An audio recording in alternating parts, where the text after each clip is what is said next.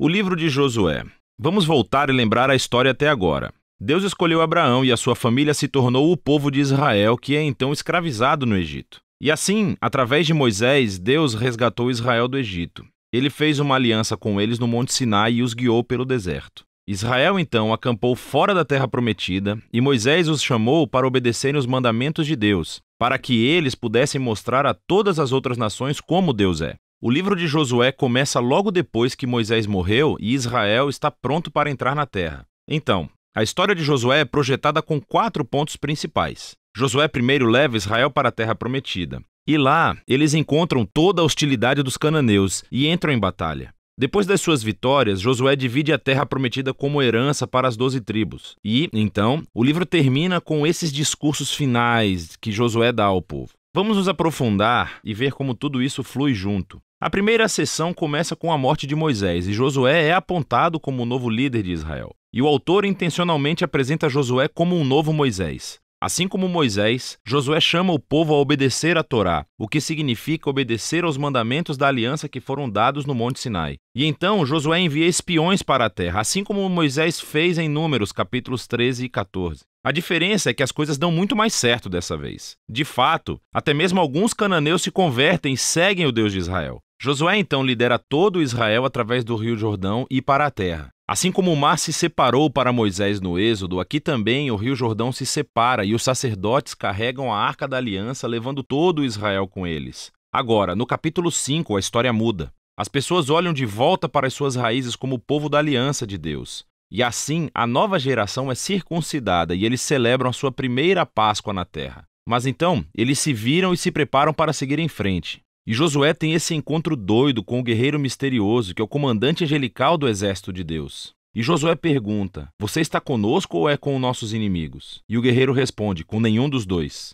O que mostra que a verdadeira questão aqui é se Josué está do lado de Deus. Isso deixa claro que toda essa história não é sobre Israel contra os cananeus. Pelo contrário, essa batalha é de Deus e Israel vai desempenhar o papel de espectador, ou, algumas vezes, torcedor do plano de Deus, o que nos leva à próxima sessão. Encontramos histórias sobre todos esses conflitos que Israel teve com diferentes grupos cananeus, e a primeira parte reconta a história de 2 batalhas com detalhes. Isso é seguido por uma série de contos que condensam anos de batalhas em alguns breves resumos. Então, as 2 primeiras batalhas são contra Jericó e depois Ai. Eles oferecem esses relatos da fidelidade de Deus em contraste com o fracasso de Israel. Em Jericó, Israel deve adotar uma abordagem completamente passiva. Então, eles deixaram a presença de Deus na arca guiá-los pela cidade através de música durante 6 dias. Porque, como Raabe se voltou para o Deus de Israel, talvez o povo de Jericó fizesse o mesmo, mas não fazem. E assim, no 7º dia,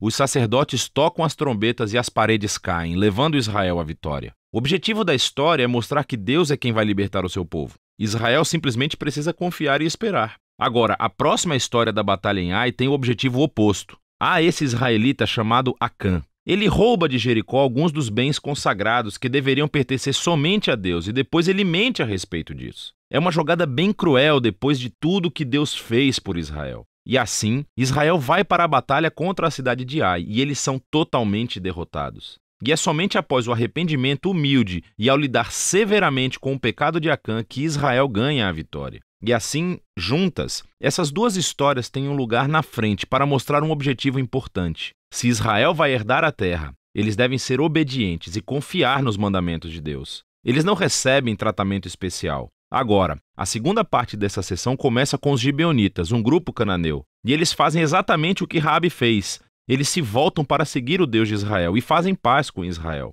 Isso está em contraste com todos esses outros reis cananeus que começam a formar alianças e coalizões e querem destruir Israel. Então, Israel entra em batalha com eles e tem uma vitória esmagadora. E assim, toda essa sessão conclui com uma lista de resumo de todas essas vitórias ganhas por Moisés e depois por Josué. Vamos parar por um segundo, porque há a possibilidade de que essas histórias e a violência nelas irão incomodá-lo. E, se você é um seguidor de Jesus, você é obrigado a se perguntar: Jesus não disse para amar os seus inimigos? Por que Deus está declarando guerra aqui? Então, primeiro, por que os cananeus? As razões principais são dadas anteriormente na história bíblica. É que a cultura dos cananeus se tornou extremamente corrupta moralmente, especialmente quando se trata de sexo. Veja o capítulo 18 de Levítico. E eles também praticavam amplamente sacrifício de crianças. Veja Deuteronômio capítulo 12. E Deus não queria que essas práticas influenciassem Israel. Os cananeus tinham que desaparecer. O que levanta uma segunda questão. Deus realmente comandou a destruição de todos os cananeus como um genocídio? Então, à primeira vista, você olha as frases usadas nessas histórias. Eles os destruíram totalmente, não deixaram nenhum sobrevivente ou tudo o que respira.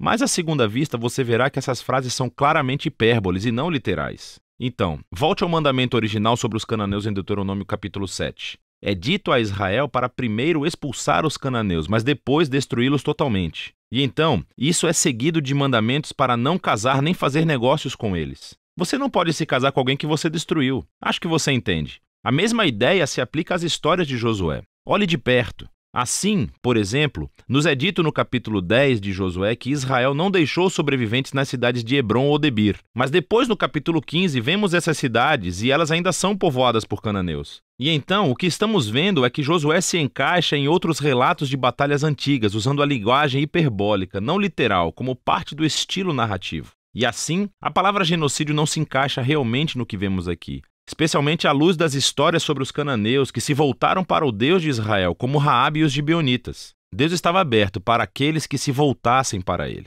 A última coisa a pensar é que essas histórias marcam um momento único na história de Israel. Essas batalhas estavam limitadas ao pequeno grupo de pessoas que viviam na terra de Canaã. Com todas as outras nações, Israel foi ordenado por Deus a buscar a paz. Veja o capítulo 20 de Deuteronômio. E assim, o propósito dessas histórias de batalhas nunca foi dizer a você, leitor, para cometer violência em nome de Deus. Pelo contrário, elas mostram Deus trazendo sua justiça sobre o mal humano, em um momento único na história, e como ele livrou Israel da aniquilação pelos cananeus. Agora, vamos voltar ao conceito do livro. Depois de anos de batalhas, vemos um Josué envelhecido e ele começa a dividir a terra entre as 12 tribos de Israel. E a maior parte dessa seção é uma lista de linhas de limite. E, vamos ser honestos, é um pouco entediante. É como ler um mapa sem fotos. Mas, para os israelitas, essas listas eram muito importantes. Esse foi o cumprimento das promessas antigas de Deus a Abraão, de que os seus descendentes herdariam a terra prometida. E agora tudo estava chegando aos detalhes, o que leva à seção final. Josué dá 2 discursos ao povo.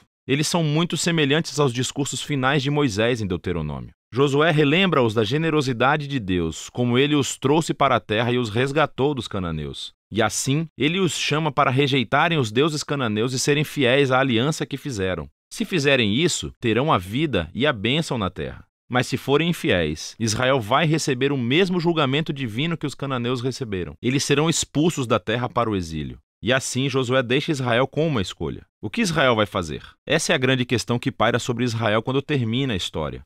E esse é o livro de Josué.